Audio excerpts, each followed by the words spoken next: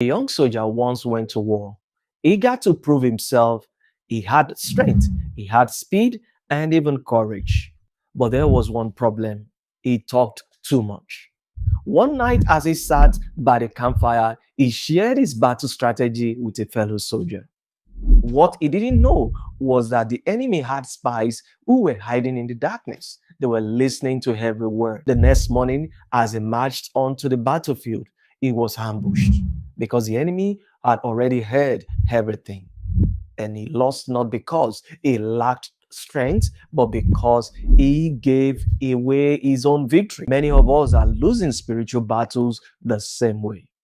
Not because we lack faith or not because God is not with us, but because we talk too much. The greatest wars aren't won by the strongest army. They are won by those who know what to say, when to say it, and who to say it to. And that was why David's warning was that they should not tell it in Gath. David understood this truth. You see, when Saul and Jonathan died in battle, David was devastated. He mourned, he wept, and he wrote a song of lament. But in the middle of his sorrow, he gave a chilling command. He said, "Tell it not in Gath, publish it not in the street of Ashkelon, lest the daughters of the Philistines rejoice, lest the daughters of the uncircumcised triumph."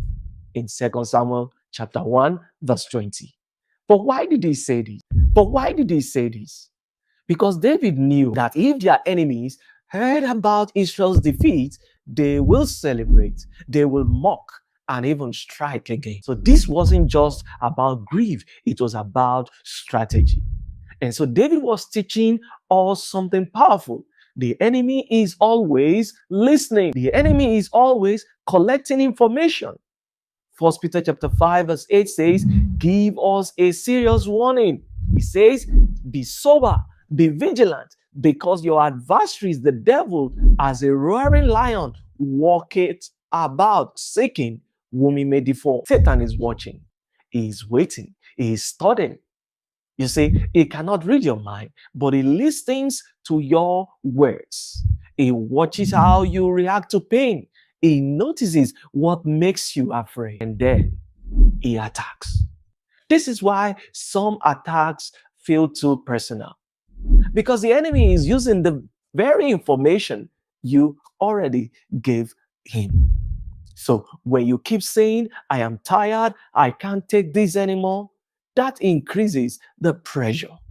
When you constantly talk about your weaknesses, he does what? He exploits them. When you speak too soon about your victories, then the enemies plots how to steal them. So there is danger of speaking too soon. Look at the story of Joseph. Joseph had a God-given dream, a powerful vision of his future. He saw himself rising. His brothers, they were bowing. His destiny was unfolding. But instead of keeping it between him and God, he told his brothers it was unfolding. But instead of keeping it between him and God, he told his brother. And that's when everything changed. In Genesis 37 verse 8 says, "And they hated him yet the more for his dreams and for his words." It wasn't the dream that got Joseph in trouble. It was his words. His brothers, they threw him in a pit and plotted to kill him. And if not for God's intervention, the dreamer would have died before his dream could live. Do you know how many people have died before their dream came to realization? Some of you are wondering why the enemy keeps attacking you. Could it be that you are revealing your dreams too soon? Some dreams need to grow in silence. Some promises need to be protected in secret. In fact, some visions need to be hidden in prayer. So because the wrong ears can turn a blessing into a battlefield. Look at this story of Saul and look at what he didn't say. Look at his wisdom.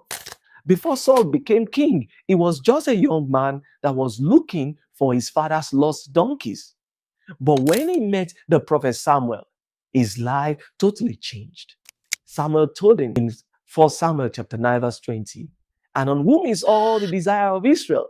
Is it not on thee and on all thy father's house? Saul was chosen to be king. But when he returned home, his uncle asked, what did the prophet say? And Saul only told him about the donkeys. But he said nothing about the kingdom. The Bible says in 1 Samuel chapter 10, verse 16, it says, but of the matter of the kingdom whereof Samuel spoke, he told him not. Because Saul understood something powerful. Not everything God tells you is for public consumption. Some call it secrecy, but God calls it strategy. If Saul had spoken too soon, people could have mocked him or discouraged him.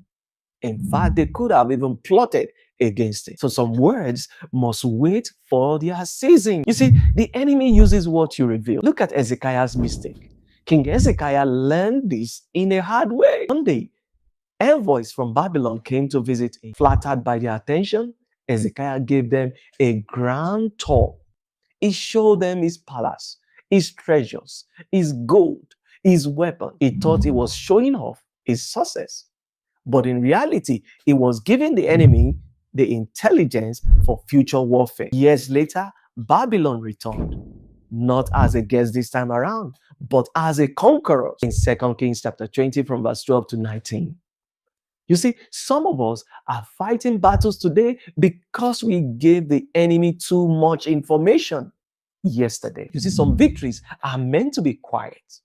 In fact, some blessings are meant to be hidden. And also, some elevations are also meant to be protected. Look at Jesus Christ and the power of silence. He understood the strategy of silence. Often, after performing miracles, he would tell people, in fact, some blessings are meant to be hidden. And also, some elevations are also meant to be protected. Look at Jesus Christ and the power of silence. He understood the strategy of silence. Often, after performing miracles, he would tell people, see that tell no man. Example in Mark chapter 7, verse 36. Because some things are too holy to be handled carelessly. Some of you are fighting unnecessary battles because you announced things before their time. The power of strategic silence. David wasn't afraid when he said, tell it not in Gads. But he was wise. So Jesus wasn't hiding when he told people, tell no man. It was strategic. You see, the enemy cannot fight what he does not know. So today, I challenge you, guide your words, move in wisdom, learn the power of strategic silence, because some battles are won not by what you say, but by what you don't. Tell it not in God.